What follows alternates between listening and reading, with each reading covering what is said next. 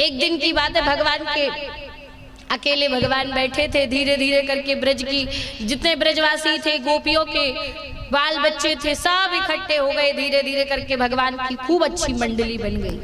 भगवान का बड़ा ही सुंदर खूब सारे सखा बन गए और सब सखा अपनी अपनी व्यथा को बताते हैं कन्हैया से कि कन्हैया तू तो बड़ो सौभाग्यशाली है, तेरे घर में तो नंद बाबा के तो 9 लाख गैया होवे, हमारे घर में तो माखन मिश्री की बड़ी कमी है। जब कन्हैया ने सुनी कि बताओ मेरे सारे जितने मित्र हैं इनको माखन नहीं मिलता और मैं यहाँ पर माखन खाऊं, ये तो अच्छो ना हुए। तब कन्हैया ने सोची कि कुछ ना कुछ तो जुगाड़ करना पड़ेगा। भगवान ने आज अपनी मंडली में खूब सारे सखान को सम्मिलित कर लिया और कहा कि चिंता मत करो, आज से सबको भरपूर भरपेट माखन मिलेगा। कहा क्यों कन्हैया, कहाँ से माखन लाओगे? कहा देखो सब लोग मिलकर के कोई ना कोई ऐसा कार्य करेंगे जिससे आनंद आएगा। तो हमारे भगवान श्री कृष्ण ने क्या किया, कहा चलना तो सीख गए थे, बाल सखा भी बन गए थे। धीरे धीरे करके सारे ब्रज में अब घूमने लगे, गोपियों के घर घर जाते, माखन चुराते और माखन चुरा के सारे सखान में बांटते और सब मिलजुल करके भर पेट माखन खाते। ऐसी लीला करते। कभी कभी कोई गोपी के हाथ में पकड़ में आ जाते हमारी कन्हैया, तो उसे ऐसा उल्लू बना करके भाग जाते महाराज, कोई के भी हाथ में ना आए।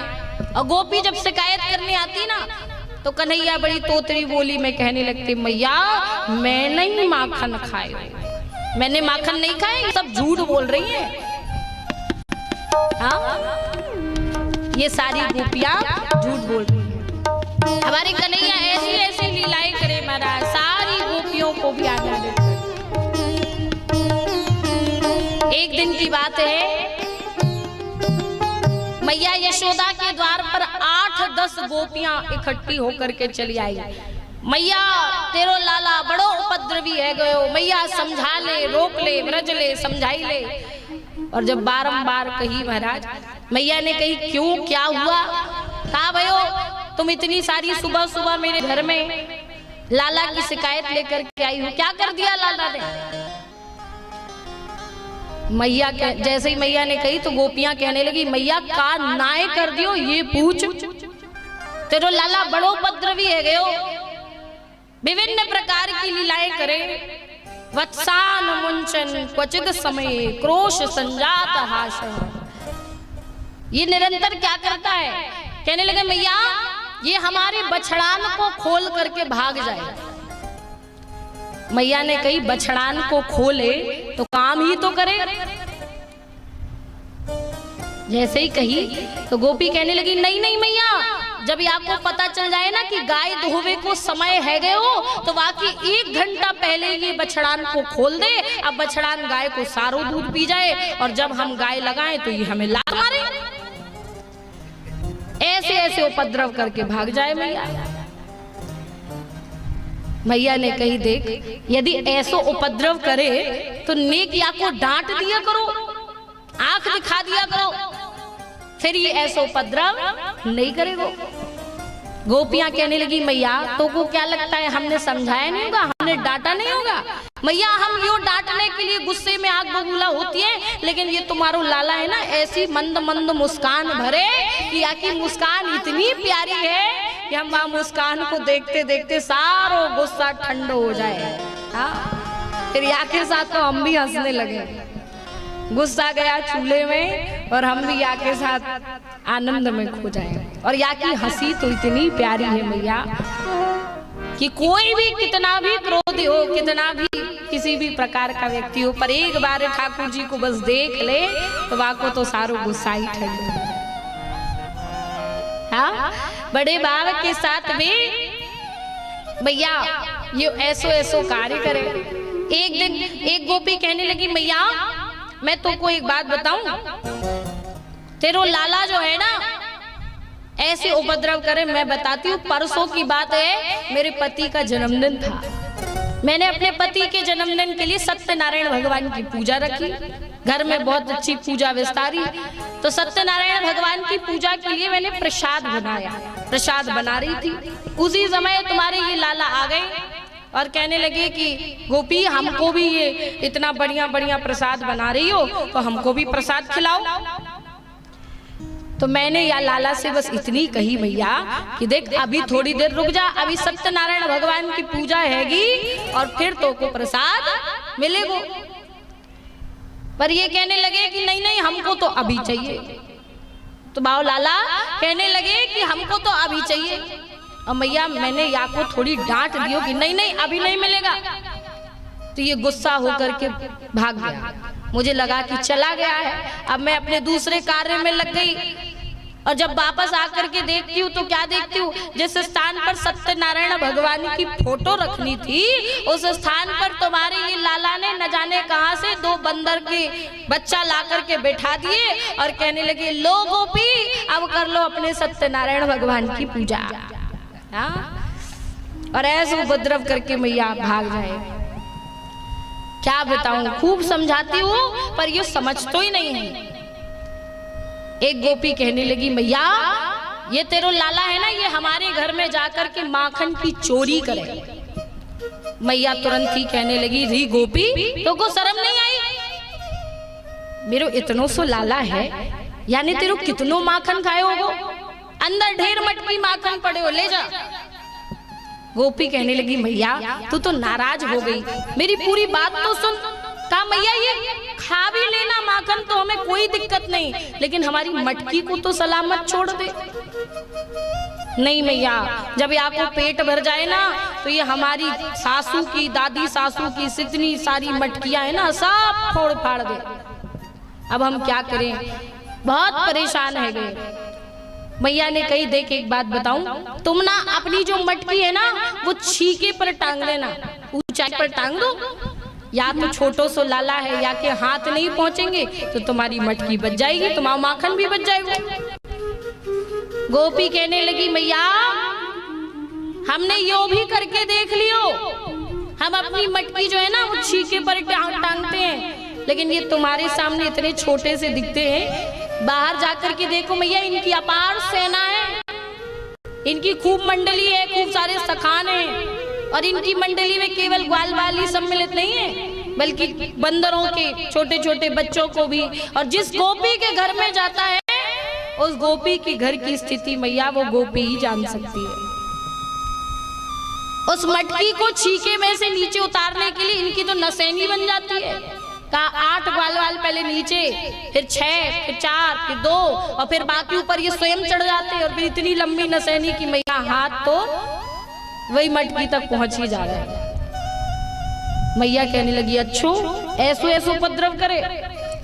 कन्हैया को बुलाया और जब कन्हैया के सामने शिकायत की तो कन्हैया भोली भाली तोतली वाड़ी में कहने लगी मैया ये सब झूठ बोल रही हैं।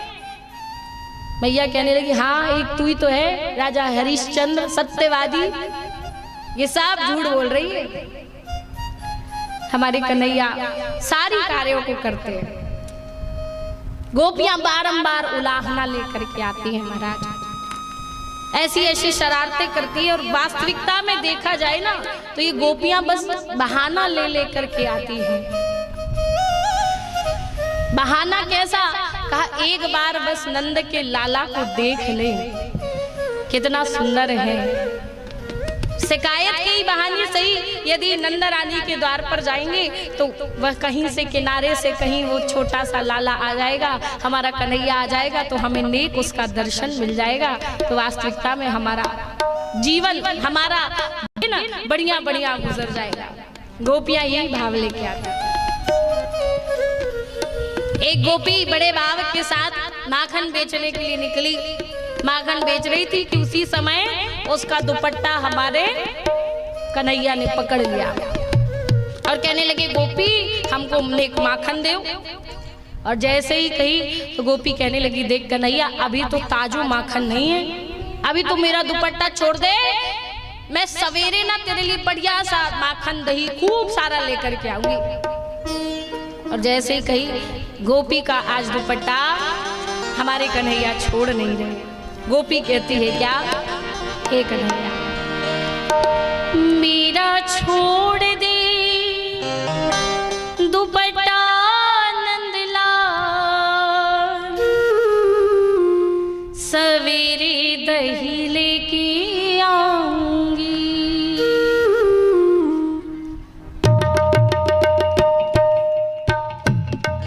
ताली बजा के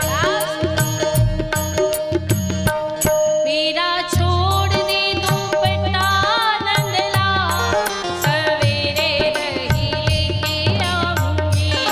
मेरा छोड़ दे दुपट्टा नंदलाल, सवेरे दही लेके आऊंगी। मेरा छोड़ दे दुपट्टा नंदलाल, सवेरे दही लेके आऊंगी। मेरा छोड़ दे।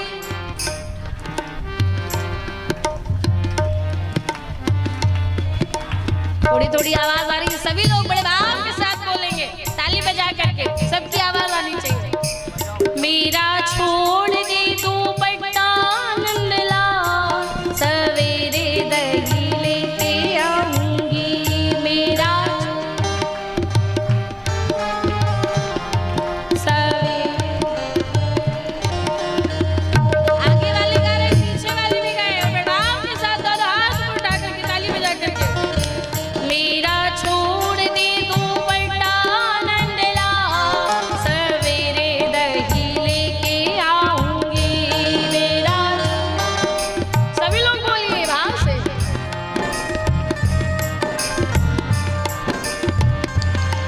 सवेरे दही लेके आऊंगी, सवेरे दही लेके आऊंगी। सवेरे दही लेके आऊंगी, सवेरे दही लेके आऊंगी। सवेरे दही लेके आऊंगी, सवेरे दही लेके आऊंगी। सवेरे दही लेके आऊंगी, सवेरे दही लेके आऊंगी। मेरा छोड़ दे दुपट्टा नंदलाल, सवेरे दही लेके आऊंगी। मेरा छोड़ दे दुपट्टा नंदलाल, सवेरे दही लेके आऊंगी। हो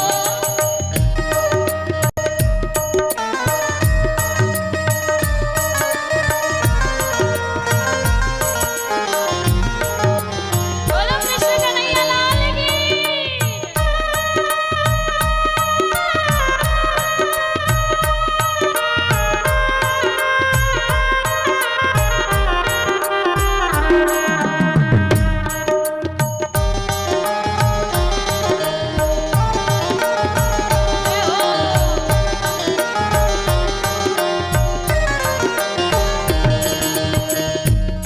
गोपी कहती है कि रे कन्हैया मान जा, क्यों ना माने तू मेरी चूनर रख ले, ना माने माने तो मेरी चूनर रख ले, चूनर रख ले, चूनर रख ले, चूनर रख ले, चूनर रख ले।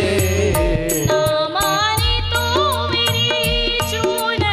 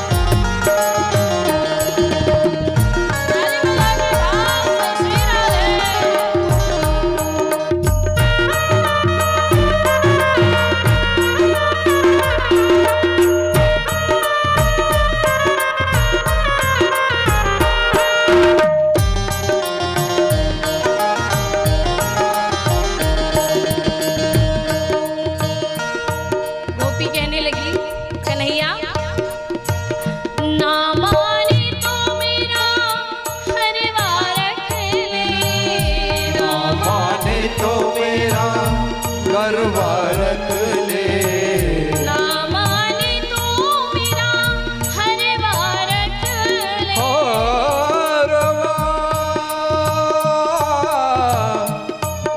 हरवा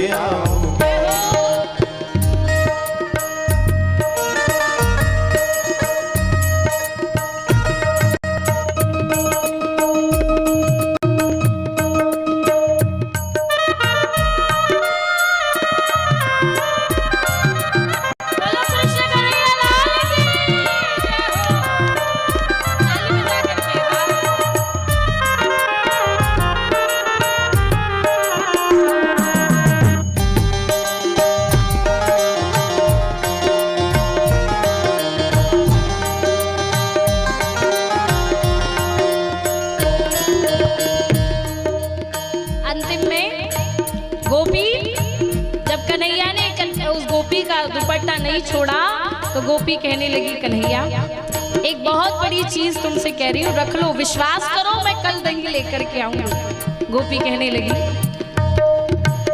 ना माने तो मेरे दिल को रख ले, ना माने तो मेरे दिल को रख ले, ना माने तो मेरे दिल को रख ले, ना माने तो मेरे दिल को रख ले। भगवान कहते क्यों, इस दिल को क्यों रखें, क्या है इसमें?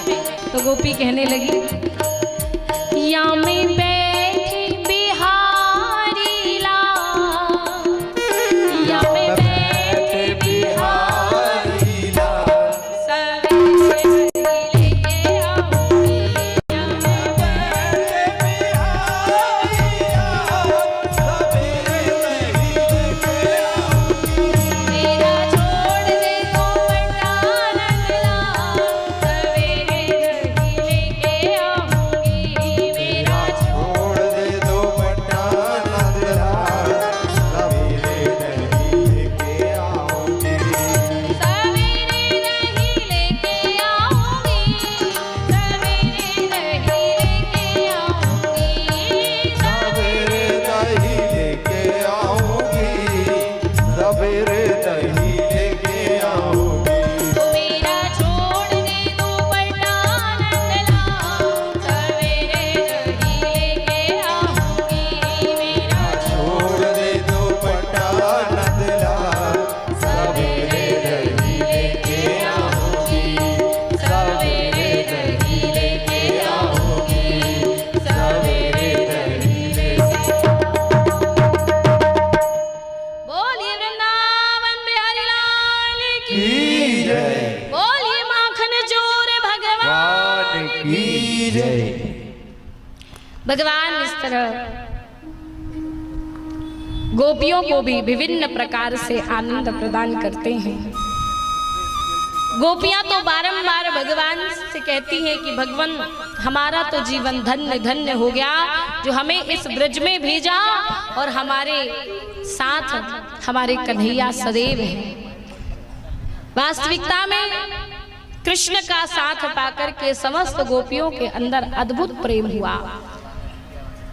नित्य प्रति भगवान श्री कृष्ण को निहारती हैं, खूब देखती हैं। प्रेम क्या होता है ये वास्तविकता में श्री कृष्ण से ही गोपियों ने सीखा है। अद्भुत रूप में भगवान हर गोपी को आनंद दिए। एक दिन की बात है, यमुना के किनारे बहुत सी गोपियां आज आई हुई थी, यमुना के किनारे बैठी हुई थी। एक दूसरे से बता रही थी कि बताओ आज कन्हैया ने मेरे घर में जाकर के माखन चुराया, मटकी फोड़ी, ये किया वो किया। और उन्हीं सभी गोपियों में ब्रज में एक नई नई गोपी आई थी जिसका नाम था प्रभावती। वो गोपी कन्हैया को अच्छे से जानती नहीं थी। कहने लगी, अरे गोपियों, तुम लोगों से एक छोरा नहीं संभाला जाता। अरे मैं होती तो एक दिन में सीधा करके रख देती। प्रभावती गोपी कह रही है, मैं होती तो एक दिन में सीधा कर देती। गोपियां कहने लगी, रे प्रभावती, तू अभी कृष्ण को जानती नहीं है। उसने अच्छे अच्छे टेढ़ों को सही कर दिया, पर आज तक उस टेढ़े को कोई सही नहीं कर पाया। इसलिए व्यर्थ में उसके चक्कर में गोपी की ये बात सुन ली। कहने लगी, अच्छो ये प्रभावती गोपी मोह को ठीक करेगी। अभी बताता हूं। हमारे कन्हैया प्रभावती गोपी अपने घर पहुंचे, उसके पहले ही उस गोपी के घर पहुंच गए और जितना भी दूध दही माखन रखा था महाराज, मटकी भर भर के सारी मटकियां ऐसी फोड़ी, पूरे घर में दूध दही माखन हो गया महाराज। और जैसे ही फैल गया, पीछे छिप गए थे कि प्रभावती गोपी आएगी तब देखूंगा। छिप करके खड़े हो गए। आज प्रभावती गोपी अपने घर आई, आकर के जैसे ही पहला कदम उसने अपने घर के अंदर रखा, यो जाकर के फिसली महाराज सामने वाली दीवार पर जाकर के लगी। इतनी जोर से फिसल करके सीधे सामने वाली दीवार पर। आज महाराज पीछे से कन्हैया निकले धीरे से और जा रहे थे, खिड़की में से अंगूठा दिखा करके कह रहे, गोपी धन्यवाद जी या दीवार को जिसने तो को बचाई लियो, नहीं तो आज तो तू तो अपने पीहर पहुंच जाती। बच गई। और कन्हैया अंगूठा दिखा के भाग गई। गोपी को बड़ा गुस्सा आया। एक तो हमारी सारी मटकियां फोड़ दी, पूरे घर में दूध दही माखन कर दिया और ऊपर से हमको चिढ़ा करके भी चला गया। बड़ा टेढ़ा है। और ऐसे ही कहा महाराज। आज प्रभावती गोपी ने सोचा अभी तो बच गया है, अगली बार नहीं बचेगा। जानती थी कि कन्हैया आज तो मटकी फोड़ने आया था, कल माखन खाने जरूर आएगा। तो गोपी ने क्या किया, आज पूरे घर में दरवाजे पर, खिड़कियों पर, मटकियों पर, सारे घर में आज उसने घंटियां लगा करके रख दी। घंटियां लगा करके रख दी। सोचा कि कन्हैया आएगा तो मुझे पता चल जाएगा, घंटियों की टन से पता चल जाएगा कि कन्हैया आया है। तो उसको रंगे हाथ पकड़ूंगी, फिर यशोदा मैया के पास ले जाऊंगी, तब वो को समझ में आएगा। गोपी ने बड़ा अच्छा विचार तो कर लिया, लेकिन हुआ क्या, प्रभावती गोपी वहीं पर महाराज रही, समझ में नहीं आया। उसने तो अपनी पूरी व्यवस्था बना ली थी कि कन्हैया आएगा तो मुझे पता चल जाएगा। अब कन्हैया अकेले नहीं आए, पूरे बाल सखाओं को लेकर के आए, साथ साथ में बंदरों के बच्चों को भी, बंदरों को भी ले आए कि तुम लोग भी माखन खाना। हाँ, सबको आनंद देने के लिए। अब जैसे ही दरवाजे पर देखा भगवान ने, तो सबसे पहली घंटी तो दरवाजे पर ही लगी थी। हाँ, जब दरवाजे पर घंटी लगी दिखी, तुरंत ही भगवान घंटी से कहने लगे, देख घंटी, जब तक हम अपना पूरा काम न कर लेना तब तक तू बजना मत। भगवान ने पहले ही घंटी से कह दिया कि देख घंटी, जब तक हम अपना काम ना कर लेना तब तक तुम बजना मत। और जैसे ही कहा महाराज, तो घंटी भी नतमस्तक होकर के कहने लगी ठीक है भगवान, नहीं बजूंगी, आप अपना काम करिए। आज भगवान और सारे बाल सखाओं के साथ भगवान प्रभावती गोपी के अंदर चले गए। प्रभावती गोपी के अंदर एंट्री कर दिए, घंटी नहीं बजी। आज भगवान की नसैनी तैयार होने लगी मटकी को नीचे उतारने के लिए, माखन को लेने के लिए, घंटी नहीं बजी। भगवान की नसैनी बन गई, भगवान खुद आज चढ़ गए। गोपी ने जो मटकी लटकाई थी ऊपर, उस मटकी को पकड़ लिया, घंटी नहीं बजी। भगवान ने मटकी को छुआ, माखन निकाला और खूब बाल सखाओं में बांट दिया। बाल सखा खूब मदमस्त होकर के बड़े प्रेम भाव के साथ में माखन खूब खाए, सबने पेट भर के खाया, तब भी घंटी नहीं बजी महाराज। और जैसे ही उस मटकी में से एक ढेला माखन का निकाला और भगवान हमारे ठाकुर जी ने अपने मुख में दिया, उसी समय घंटी टन टन टन टन टन टन टन टन बज गई। और जब घंटी बजी महाराज, प्रभावती गोपी को पता चल गया कन्हैया आएगा। सारे बाल सखा तो छोड़ के भाग गए कन्हैया को, बंदर भी भाग गए, बेचारे कन्हैया अकेले रह गए। धीरे से घंटी से गई, क्यों घंटी? हमने कहा था ना कि बना मत, फिर बजी क्यों?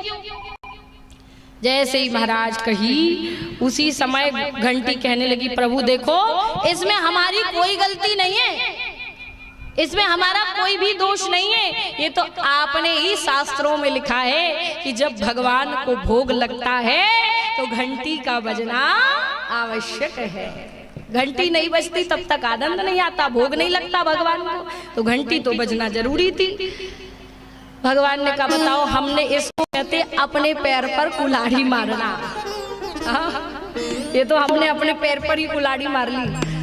प्रभावती गोपी आई, आकर के कन्हैया को पकड़ लिया। हाँ, अब आया है हाथ में। सारी गोपियां कहती थी कि कन्हैया तेरे हाथ में नहीं आएगा, बाकू सीधो ना कर पाएगी, चल यशोदा मैया के पास, बताऊंगी यशोदा मैया को कि तेरो लाला चोरी करे। आज तो तू रंगे हाथ पकड़ में आयो है। अब बेचारी कन्हैया हाथ में आ गए, सोचे लगे क्या करूं, कैसे भागूं। बड़ा कस करके हाथ पकड़ लिया था प्रभावती गोपी ने। कहने लगी चल तो को आज बताऊंगी, लेकिन फिर सोचने लगी बाकी गोपियों से सुना था कि ये कन्हैया जो है ना, ये मार्ग में से भाग जाता है, मार्ग में से भाग जाया करता है। तो गोपी ने सोचा कि इसको वहां लेकर के नहीं जाऊंगी, यहीं पर अपने ही घर में बांधूंगी और यशोदा मैया को यहीं लेकर के आऊंगी और कहूंगी देख तेरो लाला मेरे ही घर में चोरी करे, तब मैया को यकीन होगा। विचार तो कर लिया पर बड़ी सोच में डूबी हुई थी। तो कन्हैया कहने लगी क्यों गोपी, हुआ क्या? कहने लगी कन्हैया तो को बांधना है, लेकिन एक बड़ी गड़बड़ है कि मुंह से ना बांधवो ना आवे, बांधवो नहीं आता, बांधना नहीं आता। जैसे ही बांधना नहीं आता, ये बात मेरे कन्हैया ने सुनी, हमारे ठाकुर जी ने सुनी, और ठाकुर जी अब तोतरी बोली में गोपी को फंसाए। कहने लगी गोपी तो को बांधना नहीं आता? गोपी कहने लगी नहीं कन्हैया, मुंह पे बांधवो ही ना आवे। कहा देख मुंह पे बांधवो आवे, मुझसे बांधना आता है। कहा अच्छा तो को बांधवो आते? कहा हाँ मुझसे बांधना आता है, पर देख एक बात बताऊं, यहाँ पर बांधना सिखाऊंगा तो अच्छा नहीं लगेगा, मैं तुझको बांधना सिखाऊंगी, चल यमुना के किनारे। गोपी को ले गए कन्हैया, कहाँ? यमुना के किनारे, और वही एक वृक्ष के नीचे खड़ा कर दिया और कहा देख गोपी मैं तो को सिखा रहा हूं बांधना। आज गोपी के बाएं भाग से रस्सी ऐसी घुमाई कन्हैया ने, घुमा घुमा करके चारों तरफ से घुमा घुमा करके महाराज दोनों तरफ से, फिर ऐसे करके कट्ठा कस दिया। देख गोपी सीख गई। गोपी कहने लगी हाँ कन्हैया सीख गई, अब मुझसे बांधना आ गया। कन्हैया से कहने लगी कि देख बांधना तो मुझे आ गया, अब कन्हैया तू मुंह को खोल तब मैं तुमको बांधू। भोली गोपी थी, आज कन्हैया की चाल ही न पहचान सकी। कन्हैया कहने लगी गोपी यही तो गड़बड़ है गई, जैसे तो पे बांधवो ना आवे वैसे ही मुंह पे खोलवो ना आवे। और कन्हैया वहीं गोपी को यमुना के किनारे बांध करके, वृक्ष से बांध करके यो भागे, पकड़ में ना आए महाराज। जब बाकी गोपियां यमुना के किनारे आई, आकर के प्रभावती गोपी को खोला और कहा, देख मैंने कही थी ना वह टेढ़े से पंगा ना लियो। वह टेढ़े ने आज तक बहुत से टेढ़ों को सही कर दियो, पर वह टेढ़े को आज तक कोई सही न कर पायो। प्रभावती गोपी जान गई। देखो एक बात बताई, भगवान सारी गोपियों के घर जाते थे, गोपियां सब अपनी अपनी बातें करती थी कि कन्हैया ने माखन चुराया, कन्हैया ने मटकी फोड़ी, पर ये प्रभावती गोपी बेचारी चुपचाप इसलिए बैठी थी क्योंकि इसके घर में कन्हैया आए ही नहीं थे। ये भी चाहती थी कि मेरे घर भी कन्हैया आए, माखन चुराए, हमको भी आनंद दे, हम भी इन गोपियों के सामने बैठ करके खूब सारी बातें करें, पर कन्हैया ने मौका ही नहीं दिया महाराज। लेकिन अब मौका दिया। वास्तविकता में अद्भुत रूप में उस प्रभावती गोपी के अंदर भी श्री कृष्ण के प्रति वो प्रेम भाव जागृत हुआ। कृष्ण एक बार जिसकी ओर देख ले, वास्तविकता में उस भक्त की बिगड़ी बन जाती है। भक्त बस भगवान का होकर के रह जाता है। गोपियां बारंबार श्री कृष्ण को बड़े भाव के साथ पूछती थी। भगवान इस तरह ब्रज में बड़ी सुंदर माखन चोरी की लीला करते हैं, और भगवान ने माखन चुराया अपने लिए नहीं बल्कि अपने बाल सखाओं के लिए, कि सबको माखन मिल जाए। और गोपियों को जो प्रेम भगवान ने माखन चोरी के माध्यम से दिया है महाराज, वो वास्तविकता में गोपियों के भाग्य को धन्य धन्य करने वाला है।